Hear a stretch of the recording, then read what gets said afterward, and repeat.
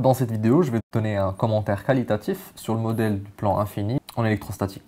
Quand on se donne le modèle d'un plan infini de charge surfacique sigma, on trouve qu'il crée un champ électrique uniforme, E, de valeur sigma sur 2 epsilon 0, fois ce petit, on va l'appeler EX, petit vecteur unitaire, vecteur orthogonal au plan.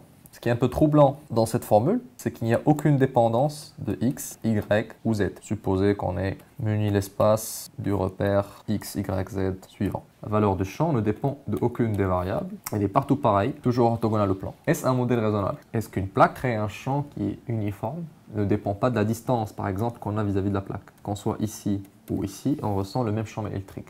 La réponse est oui, selon les situations. Si on considère une plaque de quelques mètres, par exemple, juste quelques centimètres, et un électron en face. La différence entre les dimensions de l'électron et les dimensions de la plaque sont de l'ordre des milliards de milliards. C'est-à-dire que si l'électron recule un peu, il verra toujours un plan qu'il n'arrive pas à cerner. Il ne verra pas l'horizon. C'est une sorte de caricature, mais si l'électron regarde en haut, il ne verra pas le haut du plan. S'il regarde en bas, il ne verra pas le haut du plan. S'il regarde à droite, il ne verra pas la fin du plan à droite. Et à gauche, il ne verra pas la fin du plan à gauche. Et donc pour un électron, une plaque de quelques centimètres est un plan infini. Et qu'il soit juste à côté ou un tout petit peu plus loin, ça revient en même, il est toujours à côté du plan. Maintenant, pour le fait que le champ soit porté que par EX, on peut se dire naïvement, donc si on fait une vue d'en haut, ça c'est le plan, et ça c'est l'électron ou la particule qui va recevoir l'influence du plan. On dit que ouais, mais cette partie, par exemple, la partie gauche du plan, si on considère la partie gauche, elle crée un champ électrique en ce point qui aura tendance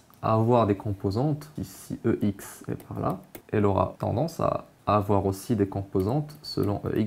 Mais vu que le plan, du point de vue de l'électron, vu que le plan est infini vis-à-vis de l'électron, qu'on ait 5 mètres ici et 3 mètres ici, ou 25 mètres, 23 mètres, pour l'électron, il ne voit pas la fin du plan à gauche ou la fin du plan à droite. Et donc pour lui, c'est comme si c'était vraiment deux parties, toutes deux infinies, égales, qui vont avoir des composantes de champ qui se compensent. Et donc seule la composante du champ créée par la partie centrale va importer pour l'électron et va résulter dans la direction générale par EX qu'on trouve à la fin, puisque toutes les composantes selon EY se compensent.